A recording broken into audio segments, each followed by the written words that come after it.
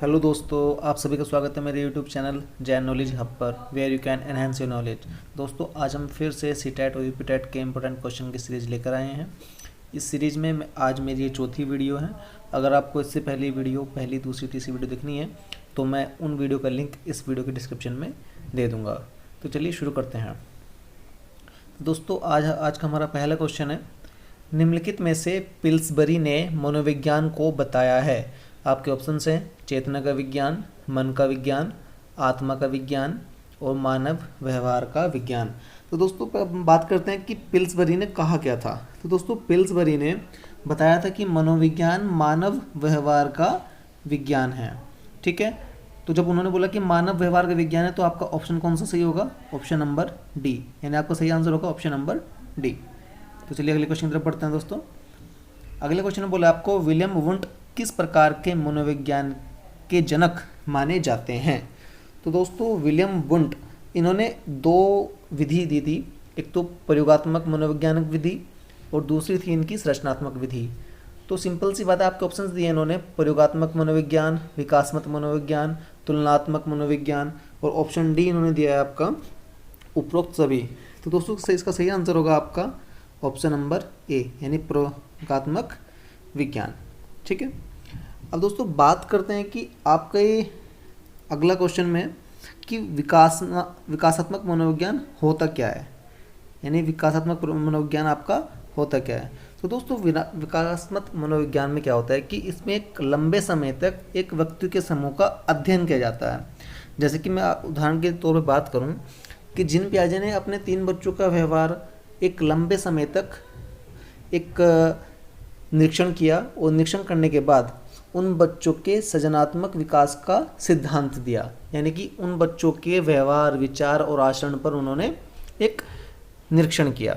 ठीक है, तो ये किसने दिया था? जिन पियाजे ने, यानी कि विकासात्मक मनोविज्ञान किसने दिया था दोस्तों? जिन पियाजे ने। तो चलिए अगले क्वेश्चन की तरफ बढ़ते हैं दोस्तों। अगले क्वेश्चन में दिया कि पोवलोव ने मनोविज्ञान के किस सिद्धांत का प्रतिपादन किया।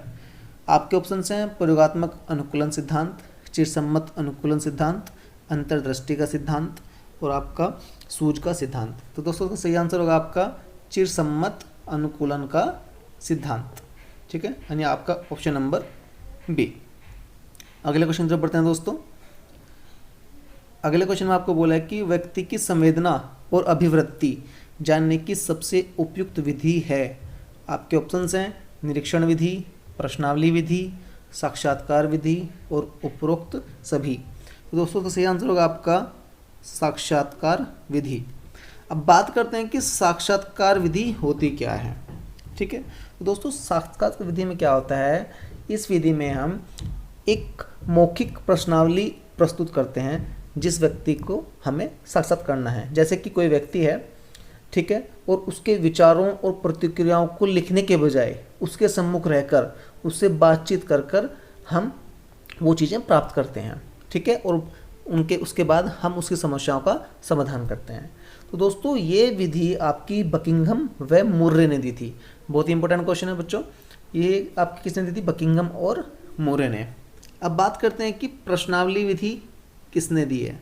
तो दोस्तों, प्रश्नावली विधि ये एडम्स वुडवर्थ ने दी थी।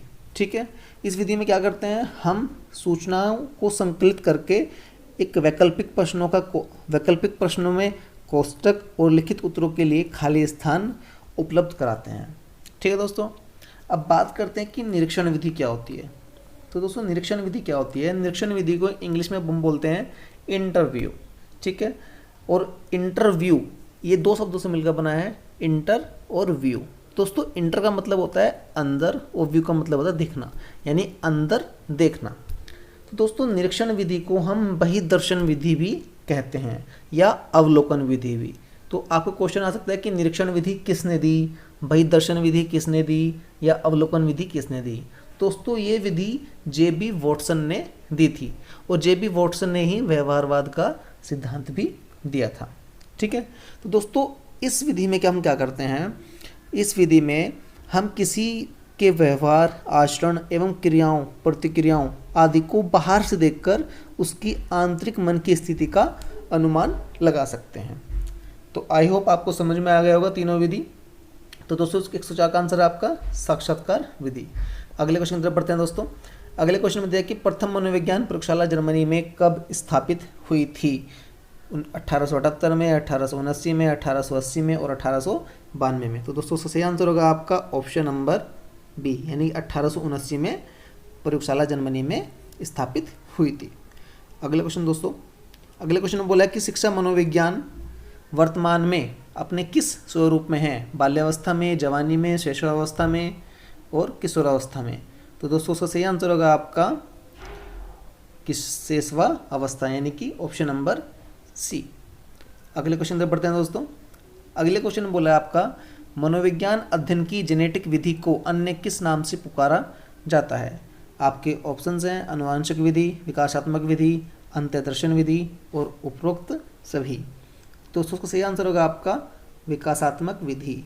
और विकासात्मक विधि के बारे में मैं आपको बता चुका हूँ, दोबारा फिर बता देता हूँ। इसमें एक लंबे समय के लिए व्यक्ति के एक समूह का अध्ययन किया जाता है, जैसे कि जीन पियाजे ने अपने 3 बच्चों के व्यवहार का निरीक्षण लंबे समय तक किया और बच्चों के सृजनात्मक विकास का सिद्धांत दिया। ठीक है दोस्तों, तो विकासात्मक विधि जीन पियाजे ने दी थी। अब बात करते हैं कि अंतःदर्शन विधि किसने दी थी। दोस्तों अंतःदर्शन विधि ये बहुत ही प्राचीन विधि है। ठीक है, इसको हम आत्मनिरीक्षण विधि भी कहते हैं। ठीक है, तो चलिए अगले क्वेश्चन की तरफ बढ़ते हैं दोस्तों। अगले क्वेश्चन में दिया आपको शिक्षा मनोविज्ञान ने स्पष्ट व निश्चित स्वरूप कब धारण किया? आपके ऑप्शंस हैं 1900, 1920, 1930, 1940। तो दोस्तों सही आंसर होगा आपका 1920, यानी कि 1920 में क्या हुआ था कि शिक्षा मनोविज्ञान ने स्पष्ट व निश्चित स्वरूप धारण किया था। तो दोस्तों अगले क्वेश्चन की तरफ बढ़ते हैं। अगले क्वेश्चन में लिखा है सीखना किससे प्रभावित होता है? आपके ऑप्शंस हैं आत्मा से, मन से, बुद्धि से और प्रेरणा से। तो दोस्तों सीखना प्रभावित होता है आपका प्रेरणा से। ठीक है, यानी आपका ऑप्शन नंबर डी सही है। अगले क्वेश्चन की तरफ बढ़ते हैं दोस्तों। अगले क्वेश्चन में बोला है कि साइकोलॉजी शब्द जिन 2 शब्दों से मिलकर बना है वह है psyche plus logos, psyche plus logos, psycho plus logos, psycho plus logos. दोस्तों इसका सही ऑप्शन होगा आपका ऑप्शन नंबर ए, यानी साइकी प्लस लोगस। दोस्तों साइकी का मतलब होता है मन और लोगस का मतलब होता है अध्ययन, यानी कि मन का अध्ययन, यानी साइकोलॉजी का मतलब क्या हुआ? मन का अध्ययन। ठीक है, अगले क्वेश्चन बढ़ते हैं दोस्तों। अगले क्वेश्चन में बोला कि आधुनिक मनोविज्ञान के जनक माने जाते हैं। आपके ऑप्शन हैं स्किनर, विलियम जेम्स, वुडवर्थ और वाटसन। तो दोस्तों आधुनिक मनोविज्ञान के जनक आपका सही ऑप्शन होगा विलियम जेम्स। इन्होंने परकायवाद का भी सिद्धांत दिया था। अब बात करते हैं दोस्तों स्किनर किसके जनक माने जाते हैं। तो दोस्तों स्किनर क्रिया प्रसूत का सिद्धांत इन्होंने दिया था। ठीक है, इन्होंने सक्रिय अनुबंधन का सिद्धांत भी दिया था। अब बात करते हैं कि वुडवर्थ ने क्या दिया। तो दोस्तों वुडवर्थ ने आपकी प्रश्नावली विधि को दिया है। ठीक है, अब बात करते हैं कि वॉटसन ने क्या दिया। तो दोस्तों वॉटसन जी ने आपका व्यवहारवाद का सिद्धांत दिया है। ठीक है, तो चलिए अगले क्वेश्चन की तरफ बढ़ते हैं दोस्तों। अगले क्वेश्चन में बोला है कि शिक्षण विधियों तथा शिक्षण नीतियों में अंतर होता है प्रारूप का, सिद्धांतों का, उद्देश्यों का और पाठ्य वस्तु का। तो देखो दोस्तों शिक्षण विधियां और शिक्षण नीतियों में केवल एक ही चीज़ का अंतर होता है, वो होता है उद्देश्यों का, यानी कि दोनों के उद्देश्य क्या होते हैं? अलग अलग होते हैं। ठीक है, तो दोस्तों अगले क्वेश्चन की तरफ बढ़ते हैं। अगले क्वेश्चन में दिया आपका किस मनोवैज्ञानिक ने कहा कि चेतन मन के साथ अचेतन मन पर भी ध्यान देना चाहिए। आपके ऑप्शंस हैं जे.बी. वॉटसन ने, वुडवर्थ ने, टाइडमैन ने और सिगमंड फ्रायड ने। तो दोस्तों सही आंसर होगा आपका ऑप्शन नंबर डी, यानी कि सिगमंड फ्रायड ने बोला था कि चेतन मन के साथ अचेतन मन पर भी ध्यान देना चाहिए। ठीक है, तो चलिए अगले क्वेश्चन पर पढ़ते हैं दोस्तों। अगले क्वेश्चन में बोला है कि बाल केंद्रित शिक्षा की अवधारणा मनोविज्ञान के किस संप्रदाय ने दी। आपके ऑप्शंस हैं गेस्टोल्डवाद, संरचनावाद, मनोविश्लेषणवाद और व्यवहारवाद। तो दोस्तों सही आंसर होगा आपका ऑप्शन नंबर सी, यानी मनोविश्लेषणवाद। अब बात करते हैं कि मनोविश्लेषणवाद सिद्धांत किसने दिया। ठीक है। तो दोस्तों मनोविश्लेषण सिद्धांतवाद आपका ये दिया था आपका सिगमंड फ्राइड ने, ठीक है। अब बात करते हैं कि संरचनावाद सिद्धांत किसने दिया था। तो दोस्तों संरचनावाद सिद्धांत आपका ये विलियम्स वुंट ने दिया था, ठीक है। अब बात करते हैं कि गेस्टाल्टवाद सिद्धांत किसने दिया था। तो दोस्तों गेस्टाल्टवाद सिद्धांत भी आपका जेम्स वर्दीमर, कोहलर, कोफा और लेविन ने दिया था। अगर आपको कोहलर कोफा लिखा आता है तो आप कोहलर कोफा लिख देंगे गेस्टाल्टवाद के लिए, और अगर वर्दीमर लिखा रहा है तो वर्दीमर लिख देंगे, ठीक है। अब बात करते हैं कि व्यवहारवाद किसने दिया था। तो दोस्तों व्यवहारवाद दिया था आपका जेबी वॉटसन ने, ठीक है। तो दोस्तों इसका सही आंसर था आपका ऑप्शन नंबर सी।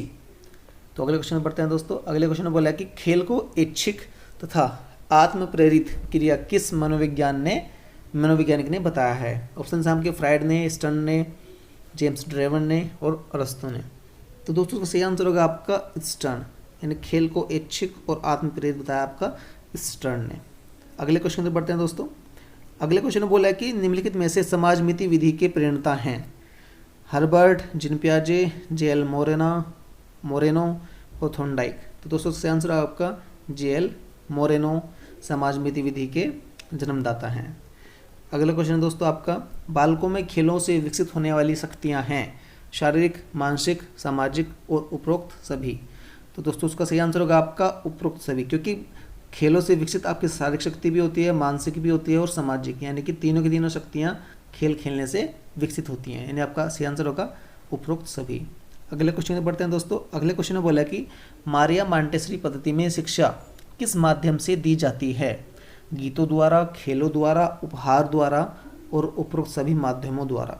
तो दोस्तों इसका सही आंसर होगा आपका उपरोक्त सभी माध्यम द्वारा, यानी मारिया मॉन्टेसरी पद्धति को डॉक्टर मारिया मॉन्टेसरी ने ही इसका उत्पादन किया था, यानी इसके प्रतिपादक कौन है, डॉक्टर मारिया मॉन्टेसरी। उसमें गीतों, खेलों और उपहारों तीनों को मिलकर शिक्षा दी जाती है।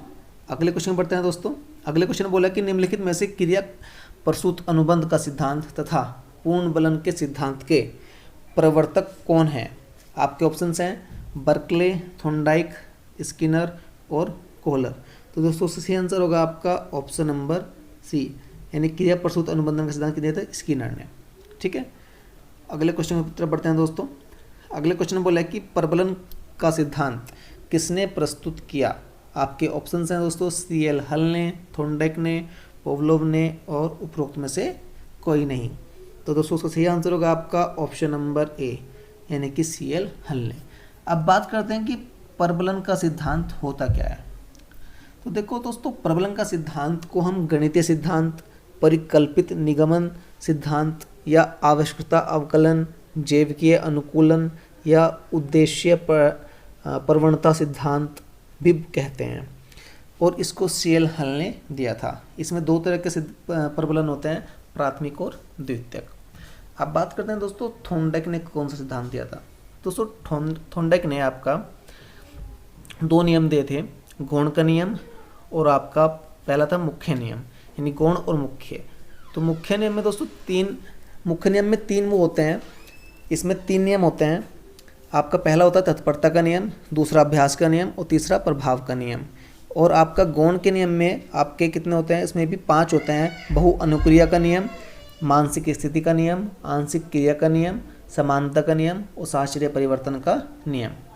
अब बात करते हैं कि पोवलोव ने कौन सा नियम दिया था। तो दोस्तों पोवलोव ने भी आपके 2-3 सिद्धांत और दिए थे।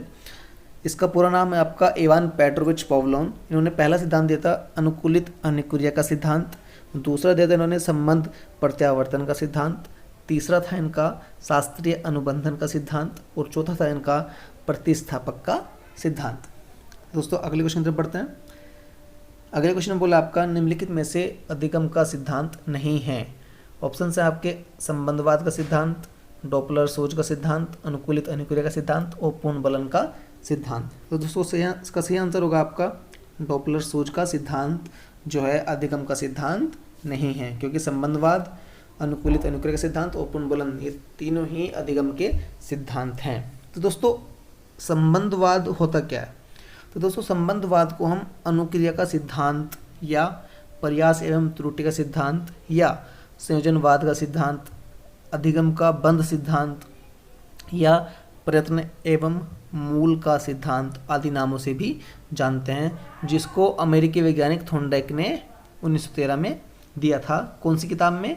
शिक्षा मनोवैज्ञानिक की किताब में इसका वर्णन है। ठीक है दोस्तों, तो अनुकूलित अनुक्रिया का सिद्धांत आपका दिया था किसने? पावलोव ने। और पूर्ण बलन का सिद्धांत भी किसने दिया दोस्तों? क्योंकि पूर्ण बलन को ही हम क्या बोलते हैं? पूर्ण बलन को ही हम प्रबलन का सिद्धांत भी बोलते हैं, जो CL हल ने दिया था। ठीक है दोस्तों, ये क्वेश्चन आते हैं, बहुत बार रिपीट होते हैं। तो चलिए अगले क्वेश्चन पे पढ़ते हैं दोस्तों।